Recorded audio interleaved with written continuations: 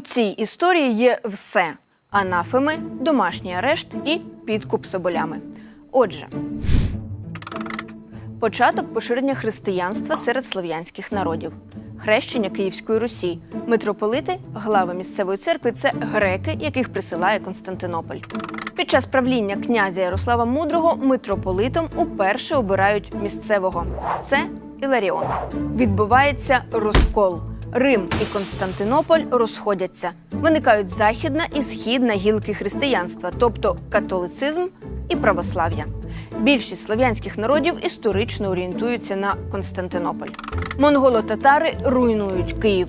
Місто втрачає своє політичне значення.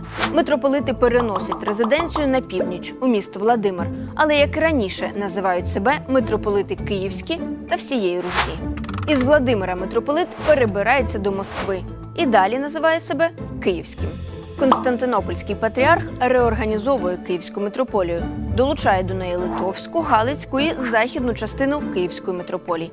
А офіційним титулом її керівника стає митрополит Київський, Галицький і всієї Русі. До цієї митрополії не входять окремі московські землі. З цього часу вони належать невизнаному Константинополем митрополитові. Він сидить у Москві і називає себе митрополитом усієї Русі. Константинопольський патріарх оголошує митрополита Феодосія в Москві розкольником. Константинопольський патріарх Єремія II їде в Москву. Там він фактично потрапляє під домашній арешт. Після півроку переговорів із царем Борисом Годуновим він погоджується визнати автокефальний статус Московської церкви, а її предстоятеля – патріархом. Собор у Константинополі підтверджує рішення Єремії II про заснування патріархату в Москві. Втрата незалежності Київської митрополії. Лівобережний гетьман Іван Самойлович із царівною Софією і московським патріархом відправляють спільне посольство до Константинополя. І там, за 200 червінців і 120 соболів, Константинопольський патріарх підписує грамоту про передачу права московському патріархові висвячувати київського митрополита. У Москві цей акт сприймають як передачу Київської митрополії у цілковите своє підпорядкування. Після падіння Російської імперії активізується рух за автокефалію православної церкви в Україні. Створюється Українська автокефальна православна церква – УАПЦ. Рух не підтримує жоден єпископ, і священникам доводиться самостійно ставити нових. У 30-х роках все священство і навіть віряни УАПЦ заарештовані, заслані або розстріляні НКВД. Церквою в Росії керує патріарх Московський. Константинополь визнає його законним. Константинопольський патріархат видає томос про автокефалію Польської православної церкви як історичного правонаступника стародавньої Київської митрополії. У документі сказано: відмежування Київської митрополії і православних митрополій Литви і Польщі від Константинополя і приєднання до Московської церкви відбулося не за приписом канонічних правил. Основна територія нової автокефальної церкви – це землі сучасних Західної України і Західної Білорусі.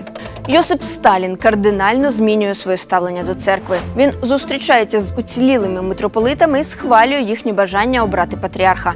Виникає нова назва – Російська православна церква – РПЦ.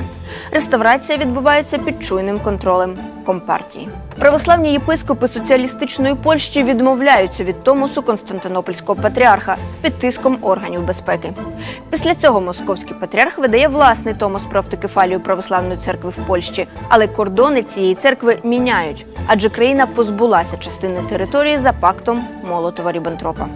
На території України з'являється юрисдикція УАПЦ – громади, єпархії та священники. Патріарх Алексій II створює Українську православну церкву у структурі Московського патріархату – УПЦ МП. Вона отримує внутрішню автономію, але підпорядковується Російській православній церкві. Очолює УПЦ МП Філарет. Філарет просить у Москви автокефалію, тобто повну незалежність. РПЦ звинувачує Філарета в аморальному способі життя. Він звинувачення відкидає. РПЦ усуває його від влади. Частина ОПЦ МП об'єднується з Українською автокефальною церквою і утворює Українську православну церкву Київського патріархату УПЦ КП. Пізніше, в 95-му, її очолить Філарет. Частина духовенства відмежовується від УПЦ КП та відновлює УАПЦ. Архієрейський собор РПЦ проголошує Філаретові анафему. Президент України Віктор Ющенко ініціює переговори щодо отримання автокефалії від Константинополя. Вони зазнають поразки, зокрема через протидію Москви. Верховна Рада і президент Порошенко спільно з УПЦ КП, УАПЦ та частиною єпископів УПЦ МП відправляють звернення до Константинопольського патріарха Варфоломія з проханням надати томос про автокефалію Православної церкви в Україні. Синод Константинопольського патріархату скасовує рішення 1686 року. Москву позбавляють права призначати київського митрополита.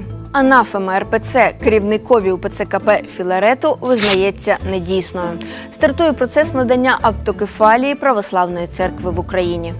Російська православна церква вирішує повністю припинити євхаристичне спілкування з Константинопольським патріархатом. Синод УПЦ МП розриває євхаристичне спілкування з Константинопольським патріархатом, як і вся російська православна церква. Того ж дня президент Порошенко зустрічається з групою архієреїв УПЦ МП. Вони підтримують помісну українську церкву і розповідають про безпрецедентний тиск Москви на тих єпископів УПЦ МП, які готові приєднатися до створення єдиної церкви. У кінці листопада відбувається засідання Синоду Вселенського патріархату. На ньому затверджують томос про автокефалію для Української православної церкви.